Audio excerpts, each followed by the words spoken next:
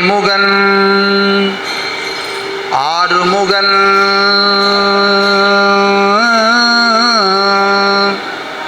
ஆனைமுகன் ஆறுமுகன் அம்பிகை பொன் அம்பலவன்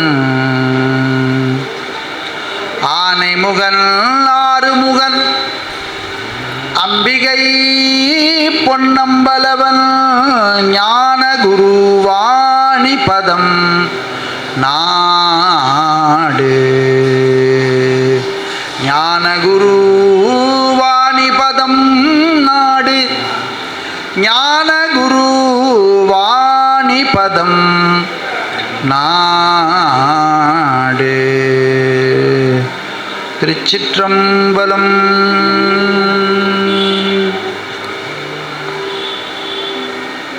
மன்னானவன் உலகுக்கு ஒரு மழையானவன்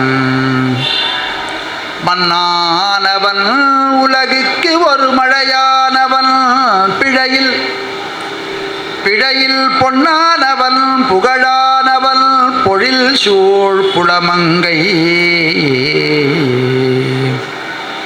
என்னானவன் இசையானவன் எழில் ஞாயிறில் ஜோதி ஜோதி அண்ணானவன் உறையும் இடம் ஆலந்துரை அதுவே ஆலந்துரை அதுவே அண்ணானவன் உறையும் இடம் ஆலந்துரை அதுவே.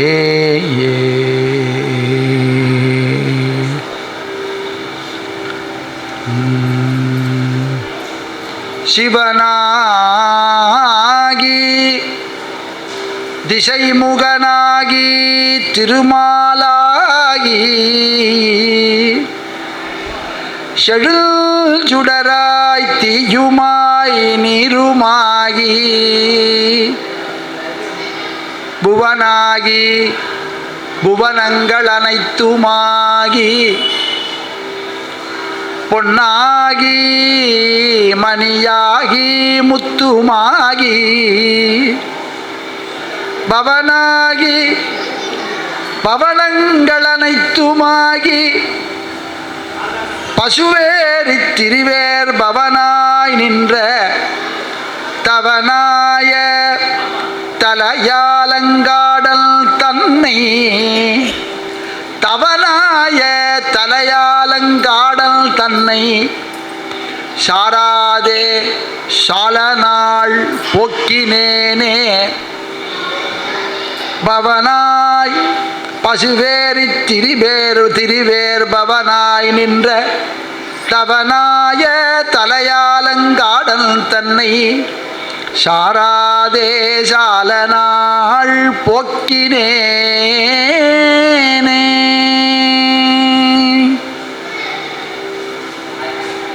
ஊனாய் உலகானாய் உடலானாய் உயிரானாய் வானாய் நிலனானாய் கடலானாய் மலையானாய் தேனாய் பெண்ணை தென்பால் வெண்ணை நல்லூர் அருட்துறையுள் ஆனா உனக்கு ஆளாயினே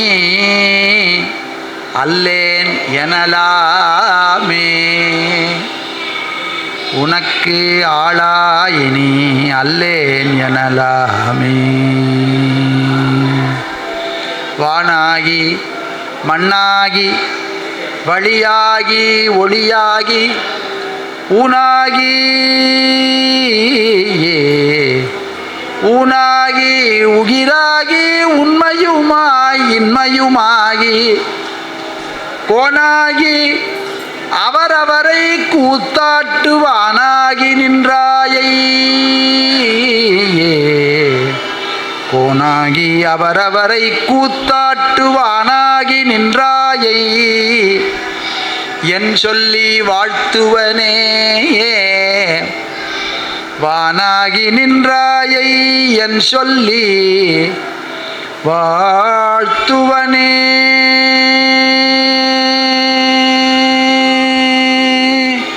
ஓம் நம சிவாய சிவாய நம ஓம். ஓம் நம சிவாய சிவாய நம ஓம். ஓம் நம சிவாய சிவாய நம ஓம். ஓம் நம சிவாய சிவாய நம ஓம். ஓம் நம சிவாய சிவாய நம ஓம். ஓம் நம சிவாய சிவாய நம ஓம். ஓம் நம சிவாய சிவாய நம ஓம்.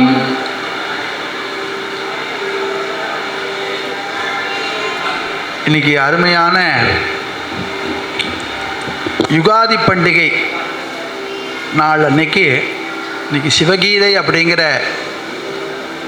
அந்த தொகுப்பில் 6வது அத்தியாயமான விபூதி யோகம் அப்படிங்கிற அந்த யோகத்தை இருக்கிற ஸ்லோகங்களை பாராயணமாகவும் அந்த ஸ்லோகங்களுக்கு ஒரு அறிவுக்கு எட்டின ஒரு விளக்கத்தையும் இன்றைக்கி நம்மளுடைய சத்சங்கத்தில் இன்றைக்கி பார்க்குறதாக சுவாமியுடைய அருளை கை கொண்டு குருநாதாளுடைய அருளை கை கொண்டு இது தொடங்குறோம்.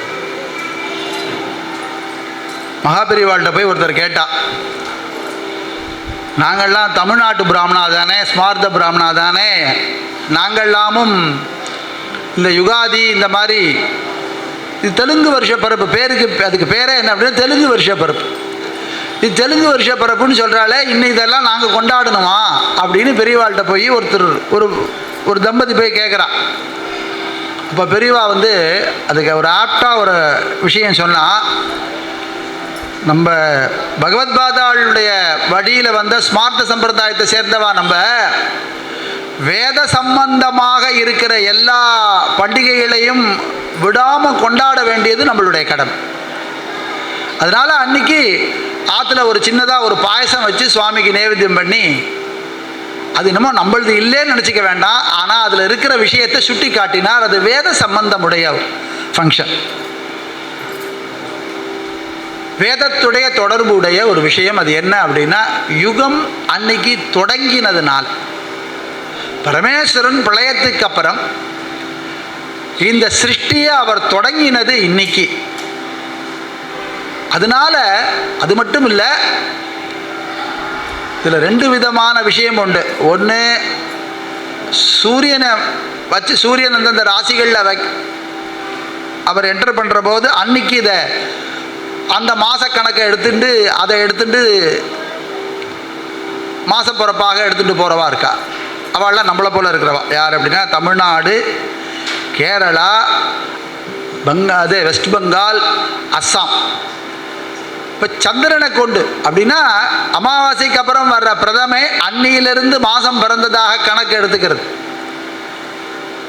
அதை யார் எடுத்துக்கிறா அப்படின்னா, ஆந்திரா, கர்நாடகா, மகாராஷ்டிரா, பஞ்சாபுக்காரன் நம்மளோட தான் இருக்கா. அப்போ இந்த பக்கம் தான் இந்த கொங்கணி எல்லாரும் இருக்கா இல்லையா, அவள்லாம் எடுத்துக்கிற. அப்படி இது 2 விஷயமாகவும் இருக்குது. 2மே வேதத்தோட சம்பந்தமுடையது தான் அப்படின்னு சொல்லி உணர்த்தி, இந்த பண்டிகையும் விடாமல் நம்ம நம்மளால் முடிஞ்ச அளவுக்கு ரொம்ப விமரிசையாக கொண்டாடலைனாலும் ஒரு பாயசம் வச்சு சுவாமிக்கு நைவேத்தியம் பண்ணி அதை கொண்டாடணும்னு அதை நமக்கு உணர்த்திருக்கா. அப்படி ஒரு யுகாதி அன்னைக்கு நமக்கு பரமேஸ்வரனுடைய பெருமைகளை சொல்கிற 6வது அத்தியாயத்தை கருத்தில் எடுத்துகிட்டு அனுபவிக்கிறதுக்கு ஒரு பாக்கியம். அது எங்கே அப்படின்னா, சாக்ஷாத் சங்கர கேந்திராலேயே மகாபெரிவாளுடைய திருவடியிலேயே ஆதிசங்கர பகவத்பாதாளுடைய அருள் நோக்கிலேயே இது நடக்கிற மாதிரி நமக்கு அனுகிரகம் பண்ணியிருக்கார். இந்த 5வது அத்தியாயம் முடித்து 6வது அத்தியாயம்னு திறந்ததுனால 5வது அத்தியாயத்தில் கடைசியில் என்ன பரமேஸ்வரன் சொன்னாருங்கிறத மட்டும் சொன்னதுக்கப்புறம் 6வது அத்தியாயத்தில் முதல்ல ஒரு 20 ஸ்லோகத்தை அவள் பாராயணம் பண்ணுவாள்.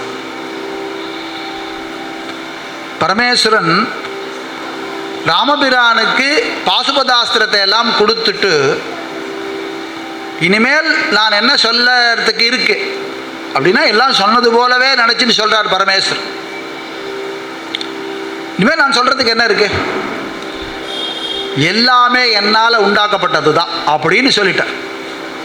நீ முதற்கொண்டு சகல சராச்சரங்கள் அத்தனையும் என்னால் உண்டாக்கப்பட்டது, நானே எல்லாத்தையும் உனக்கு அனுகிரகம் பண்ணியிருக்கேன். நீ இந்த யுத்தம் பண்ணி ராவணேஸ்வரன் முதலிய ராட்சசர்களை உன்னுடைய பராக்கிரமத்தினாலும் என்னுடைய அருளினாலும் நீ சம்ஹாரம் பண்ண போற. உன்னுடைய பராக்கிரமத்தினாலையும் என்னுடைய அருளினாலே. அப்படி நீ சம்ஹாரம் பண்றத நீ சம்ஹாரம் பண்றேன்னு நினைச்சிக்காத. அங்கே உனக்குள்ள இருந்து உனக்குள்ள இருக்கிற அந்த ருத்ராம்சம் அதுதான் அவளை சம்ஹாரம் பண்ண போறது. என்னாலேயே அழிக்கப்படுகிறது. நான் யார் அப்படிங்கிறத சொல்றார், தான் யாருங்கிறத சொல்றார். நான் மிருத்யுவுக்கு மிருத்யு, காலனுக்கு காலனான நான் தான் எல்லாத்தையும் சம்ஹாரம் பண்றேன். சம்ஹார கடவுள்லாம் யுத்தத்தில் அந்த ராட்சசர்கள் எல்லாரும் என்னுடைய வாய்க்குள்ள போயிட போறான். இதெல்லாம் நம்ம எங்கேயோ கேட்ட மாதிரி இருக்கு இல்லையா? பகவத்கீதையில் பகவான் ஸ்ரீ கிருஷ்ணர் அதை காமிக்கிறார் அர்ஜுனனுக்கு. இங்க சிவபெருமான் சிவகீதையில் ராமருக்கு இதை சொல்றார். எனவே நீர் காரணம் மாத்திரமே ஆவர். அப்படின்னா ஆவீர் அப்படின்னா நீ உன்னுடைய காரணமாக இது நடக்கும். ஆனால் நடத்துறது நான் தான். யுத்தத்தில் வென்று கீர்த்தி அடைவீராக அப்படின்னு இருகரத்தையும் தூக்கி ஆசீர்வாதம் சிவபெருமான் பண்ணதாக 5வது சாப்டர் இங்கே இதே சத்சங்கத்தில் முடிச்சோம். இதுக்கு முந்தின சத்சங்கம். இப்போ 6வது சாப்டர் தொடங்குறது. அதில் முதல்ல ஒரு 20 ஸ்லோகத்தை அவள் பாராயணம் பண்ணுவா. பாராயணம் பண்ணதுக்கப்புறம் அதில் இருக்கிற ரொம்ப முக்கியமான ஸ்லோகத்தை தான், 59 ஸ்லோகங்கள் மொத்தமாக இருக்குது. அதில் இருக்கிற எல்லா ஸ்லோகத்துக்கும் நம்மளால் அதாவது உள்ள பிரமாணம், அதுக்கு அர்த்தம், அது ரகசியார்த்தம்லாம் பார்க்க முடியலைனாலும் முக்கியமான ஸ்லோகங்களை மட்டும் கருத்தில் எடுத்துட்டு இங்கே என்ன தேவை அப்படின்னா பக்தி தான் தேவை. இங்கே பாண்டித்யம் தேவையில்லை. நமக்கு சிவபக்தி எங்கே எதுனால நமக்கு உண்டாகிறதோ அதையெல்லாம் விடாமல் பிடிச்சிக்கும். அப்படி சிவசகஸ்ரநாம பாராயண மண்டலியுடைய சிவகீதையுடைய அத்தியாயம் 6வது சாப்டர் அதோடைய முதல் 20 ஸ்லோகத்தை அவ பாராயணம். திருச்சிற்றம்பலம். சுக்லாம்பரதரம் விஷ்ணும் சசிவர்ணம் சதுர்புஜம் பிரசன்னவதனம் ध्यायेत् सर्वविघ्नोपशान्तये.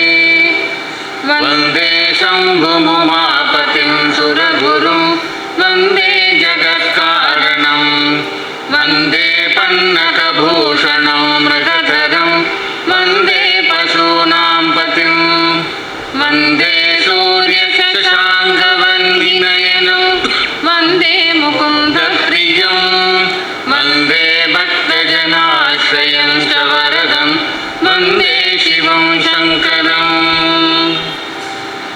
राम उवाच भगवन्नत्र मे चित्रं महदेतत् प्रजायते शुद्धस्फटिकसङ्काशस्त्रिनेत्रश्चन्द्रशेखरः मूर्तस्त्वं परिच्छिन्नाकृतिः पुरुषरो भद्र अम्बया सहितोऽत्रैव रमसे परमदैः सह. त्वं कथं पञ्चभूतानि जगदेतच्चराचरं तद्ब्रूहि गिरिजाकान्त मयि धेनुग्रहो यदि. शिव उवाच शृणु राम महाभाग दुर्जेयममरैरपि तत्प्रवक्ष्यामि यत्नेन ब्रह्मचर्येण सुव्रत. पारं यास्यस्य नायासाद् येन संसारवारिधेः दृश्यन्ते पञ्चभूतानि ये च लोकाश्चतुर्दश.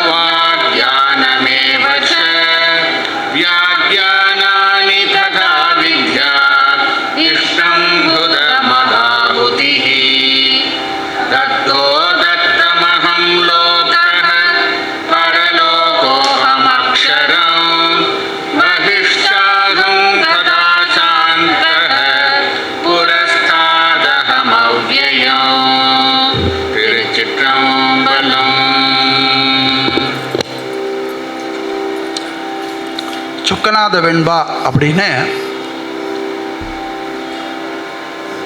ஒரு தொகுப்பு பாடல்கள் இருக்குது, வெண்பா பாடல்களாக இருக்குது. அதில்